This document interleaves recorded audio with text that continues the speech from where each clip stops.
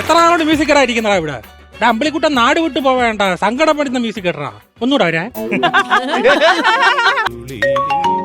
Hello രതീഷേ, ഞാൻ പോണടാ, നാട് വിട്ടു പോണു. ഞാൻ ഇവിടെ ഞാൻ അങ്ങോട്ട് പറയുന്ന കേട്ടാ അത് ഇങ്ങോട്ടൊന്നും പറയണ്ട. ഇപ്പൊ ഞങ്ങൾ വോയിസ് ഓവർ എടുക്കുന്നില്ല. പിന്നെ എല്ലാരും പറയുന്നടാ ഞാൻ മണ്ടനാന്ന്. എനിക്ക് നിൽക്കുന്നില്ലടാ ഇവിടെ, ഞാൻ പോവുക. ശരിയടാ. അതെ, ഞാൻ നാട് വിട്ടു പോകുന്നതിനെ കുറിച്ച് നിങ്ങളുടെ അഭിപ്രായം എന്താണ്? ഓ അത് ശരി, 5 പേർക്കും തള്ളവരുള്ള വയ്യല്ലേ? 5 ഇതോ 6 പേർക്ക് ചേച്ചിക്കും വയ്യ. ഞാൻ നാട് വിട്ടു പോകും. ഞാൻ പോവും, ഞാൻ നാട് വിട്ടു പോകും. എന്നെ ആർക്കും വേണ്ട, എന്നെ ആർക്കും വേണ്ട. മദ്യമേ വിഷമേ വിഷ മദ്യമേ മദ്യവിരുദ്ധ ജാഥ സിന്ധാ വിഷമേ വിഷ മദ്യമേ മദ്യം വിഷമാണ് ഉണ്ണി. 2 അറ്റമല്ലോ സുഖപ്പെടുത്താം. അമ്പിളിക്കുട്ടൻ എന്നാ പിന്നെ അമ്പിളിക്കുട്ടന്റെ കുറച്ച് മണ്ടത്തരങ്ങൾ കേട്ടിട്ട് പോവാ. അമ്പിളിക്കുട്ടൻ പറയണേ. മലമല്ല സുഖാണോ? സുഖമായിട്ടിരിക്കുന്നു. വീട്ടിലെല്ലാവർക്കും സുഖമാണോ? വീട്ടിലെല്ലാരും സുഖമായിട്ടിരിക്കുന്നു. ഓ എന്തൊരു അതിശയം എന്ന് പറയാ. എന്റെ വീട്ടിലും എല്ലാവർക്കും സുഖം. What A coincidence. ഇത് ലോകത്തൊരിക്കാൻ നിക്കണ്ട കേട്ടോ. നിന്റെ വിശേഷങ്ങളും മണ്ടത്തരങ്ങളും കേട്ടിട്ട് കുറച്ച് കഴിഞ്ഞ് ജാഥ പോവാ. ഞങ്ങള് സെക്രട്ടേറിയറ്റ് ബക്കറ്റ് ചെയ്യാൻ വേണ്ടി പോവുകയാണ്. ബക്കറ്റാ? എന്തൊരു ഒരു ദാനം ഉണ്ടായിരുന്നു, അത് ആദ്യം പറഞ്ഞാണ് വീണത്. അതെല്ലാം പോയിട്ട് നീ നാട് വിട്ടു പോകേണ്ട കാര്യം എന്തിനാ? ഭയങ്കര ബുദ്ധിമുട്ട്. എന്നെ ഇവിടെ ആരും നിർത്തില്ല. ഞാൻ മണ്ടനാണ്, മണ്ടത്തരം കാണിക്കുന്ന പറഞ്ഞ എപ്പോഴും എന്നെ കളിയാക്കുന്നു. ഞാൻ പോവാ. എടാ നല്ലൊരു ജോലിയൊക്കെ എന്നെ കൊണ്ടായിരുന്നില്ലേ? ജോലി ഉണ്ടായിരുന്നു, അവിടെ തന്നെ പറഞ്ഞു വിട്ടു. പറഞ്ഞു വിട്ടാ? മറ്റേ രവിമലയാളിയുടെ ഫ്ലാറ്റിലായിരുന്നു ജോലി. ആണല്ലേ? എന്നാ പിന്നെ അതിന്റെ ആ കഥയുടെ പിന്നിലുള്ള കൗണ്ടർ കേൾക്കാം. അവിടെ ജോലി ചെയ്തോണ്ടിരുന്നപ്പം മൊലാളി പറഞ്ഞ് ഒരു ചെടി നടാൻ പറഞ്ഞു. ഞാൻ പിക്കാസ് എടുത്ത് കുഴിച്ചു താഴെ ചെന്നപ്പോ പിള്ളേർ നിന്ന് ക്രിക്കറ്റ് കളിക്കുന്നു. ഭൂമിക്കടിയില്ല അല്ലെന്ന്. പിന്നെ 3ാമത്തെ മേലല്ലേ മൊലാളിയുടെ വീട്. ടെറസിൽ ചെടി നടാനാ പറഞ്ഞത്. വീടിനെ പൊളിച്ചില്ലാതാക്കിയല്ലേ?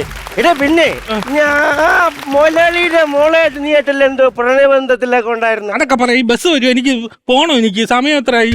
സമയം വാച്ച് ഓടുന്നില്ലടാ. ചുമ്മാ കള്ളം പറയല്ലേ? ഇവിടെ സത്യം വാച്ച് ഓടുന്നില്ല എന്ന് പറഞ്ഞു കഴിഞ്ഞാൽ കള്ളം പറയണ എന്തിനാ? എന്നാ നോക്ക്, വാച്ച് ഓടുന്നുണ്ടോ? നോക്കട്ടെ. ശരി, എന്നെ ഓടുന്നില്ല. റെസ്റ്റ് ആയതുകൊണ്ട് കൊള്ളാം. എടാ ചമ്മളിക്കോട്ടെ, നീ പറ, അവള് വെച്ച് ലൈൻ എന്തായിരുന്നു? ആ പെണ്ണ് ശരിയാവത്തില്ലെന്ന്. എന്ത് കാര്യം? അത് ഭയങ്കര കാശുകാരി പെണ്ണാണ്. അവളെ ബർത്ത്ഡേക്ക് അവളെ എന്റെ അടുത്ത് പറയാൻ അവൾക്ക് ഡയമണ്ട് ഉള്ള എന്തെങ്കിലും വേണോന്ന്. അഹങ്കാരി, കാശിന്റെ ഹുങ്കാണ്. ഹുങ്ക് പറഞ്ഞപ്പോ നിന്നില്ല, ബാലൻസ് കിട്ടിയില്ല. അപ്പൊ ഡയമണ്ട് ഉള്ള എന്തെങ്കിലും വേണോന്ന് ഞാൻ ഒരു ചീട്ട് മേടിച്ചു കൊടുത്തു. അതെന്തിനു? അതിനകത്ത് ഡയമണ്ടും ഗ്ലാവറും കുലാനും ഹാർട്ട് അമ്മളിക്കോട്ടാ, നീ മെഞ്ഞാന്നല്ലടാ ജംഗ്ഷനിൽ കൂടെ വണ്ടി ചീറിപ്പാഞ്ഞു കൊണ്ട് പോണുണ്ട്. ചീറിപ്പാഞ്ഞ് പോയതാ. ഞാൻ ഇങ്ങനെ റോഡിലൂടെ പോവായിരുന്നു.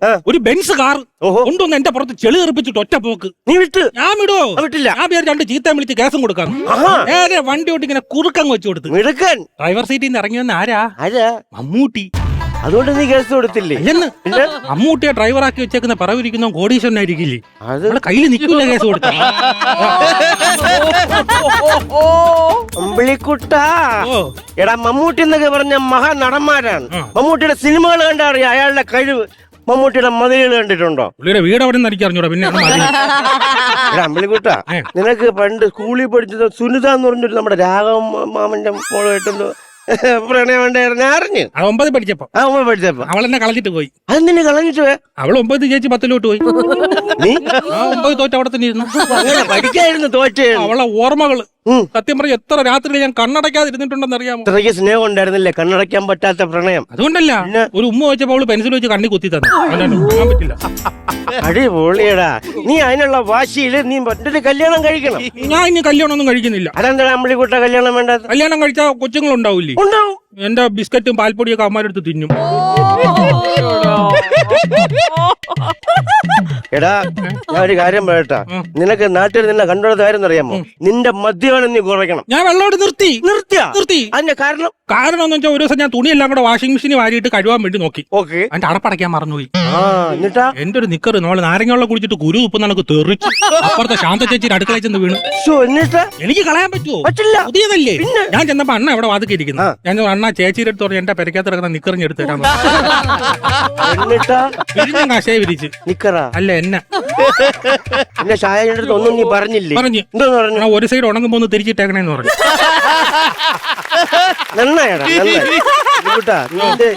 ഞാൻ പറയില്ലേ, നീ ആവശ്യമില്ലാത്ത കാര്യങ്ങളിൽ നിന്നും പോയി ഇടപെടാതിരിക്കുന്നതാണ്.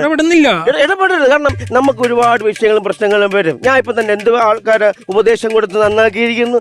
നിനക്ക് ഈ ബാലംപിള്ളിയിൽ എന്തൊക്കെ ഉണ്ടെന്ന് അറിയൂ? പാലും പഞ്ചാരയും വെള്ളവും. എന്തോന്ന് പാലും വെള്ളത്തില്?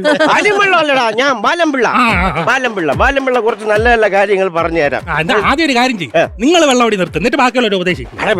മദ്യപാനം ഭയങ്കര വിഷയം തന്നെ എനിക്ക്. ഇന്നല്ല ഇതേപോലെ വെള്ളം അടിച്ചിട്ട് ഞാൻ വീട്ടിൽ ചെന്നിട്ട് സൈലന്റ് ആയിരുന്നു ഞാൻ, വലിയ പ്രശ്നമൊന്നുമില്ല. പിന്നെ ബാത്റൂമിന്റെ ഡോറെന്ന് പറഞ്ഞു ഫ്രിഡ്ജ് തുറന്ന് മൂത്രം ഒഴിച്ചു. ഫ്രിഡ്ജിനകത്തുള്ള ലൈറ്റ് കണ്ടിട്ട് മുറ്റത്തെ ലൈറ്റ് അണയ്ക്കാതെ കറണ്ട് ബില്ല് കൂട്ടുപടി എന്ന് പറഞ്ഞ് അവളെ തല്ലി. എന്നിട്ട് രാത്രി ആയപ്പോഴത്തേക്ക് നമ്മൾ 6 നമ്പറിലെ ജഗന്നാഥിനെ കൊല്ലാൻ ആളെ വീട്ടിലെ കൊളപ്പുള്ളിയപ്പൻ, ആ കൊളപ്പുള്ളിയപ്പന്റെ തല അടിച്ച് ഞാൻ പൊട്ടിച്ചു. അപ്പം മരിച്ചാന്നോട്. ഇപ്പൊ ആരും അതിനകത്ത് കാണാൻ പറ്റില്ല. ടിവിയിൽ പൊട്ടിച്ചു. അപ്പൊ ഒരു കാര്യം ചെയ്യാം, നീ നാട് വിട്ട് പോണ്ട. ഒരു നല്ല അത്യാവശ്യം ജോലി കിട്ടി കഴിഞ്ഞാൽ നീ ഓക്കെ അല്ലേ? ഞാൻ ജോലി കിട്ടി അവിടെ നിൽക്കും. എന്റെ ഒരു കൂട്ടുകാരുണ്ട്, കിടുക്കുവാണ്. അവനെ വിളിച്ച് ഞാൻ പറയാം. അവനാകുമ്പോഴത്തേക്ക് നിനക്ക് അവൻ്റെ കൂടെ നിൽക്കാൻ. ഹലോ രതീഷേ, എടാ മക്കളെ, എടാ എന്റെ ഒരു പയ്യുണ്ട് കേട്ടോ, അമ്പിളിക്കുട്ടൻ. ഈശ്വര കള്ളം പറയാൻ ക്ഷമിക്കണേ, നല്ല ബുദ്ധിമാനാണ്. അവൻ കൂടെ നിൽക്കും, എല്ലാ കാര്യം അന്തസ്സായിട്ട് നോക്കുകയും ചെയ്യും. നീ ഒരു കാര്യം ചെയ്യും, ഞാൻ അവനൊന്ന് പരിചയപ്പെടും. അവന് രതീഷ് പരിചയപ്പെടും. രതീഷ് അണ്ണ എവിടെ അണ്ണാ? ഇതുവരെ ജനിച്ചിട്ട് പോലും ഇല്ലാത്ത ആളിനെയാണ് ഫോൺ ചെയ്ത് തരുന്നത്. വയറ്റിലാന്ന്, ഇനി പുള്ളിയെ പ്രസവിച്ച് പുള്ളി വലുതായി എനിക്ക് എപ്പോ ജോലി മേടിച്ചേരാ? അമ്പളിക്കുട്ട വയറ്റിലെന്ന് പറഞ്ഞ എറണാകുളത്തുള്ള സ്ഥലമാണ്. അങ്ങനെയാണോ? നിന്നെ ഞാൻ തിരുത്താനില്ല. കാരണം വാ, സെൻട്രല്ലേ ഇത്, ഓക്കെ അല്ലേ? എല്ലാരും കിട്ടുന്നുണ്ടല്ലോ. കിട്ടും. കഴിഞ്ഞ പല എപ്പിസോഡുകളായിട്ട് പല വേഷത്തിൽ ഞാൻ നിന്നെ വന്ന് ഉപദേശിക്കാൻ തുടങ്ങി. നീ നന്നായിട്ടില്ല.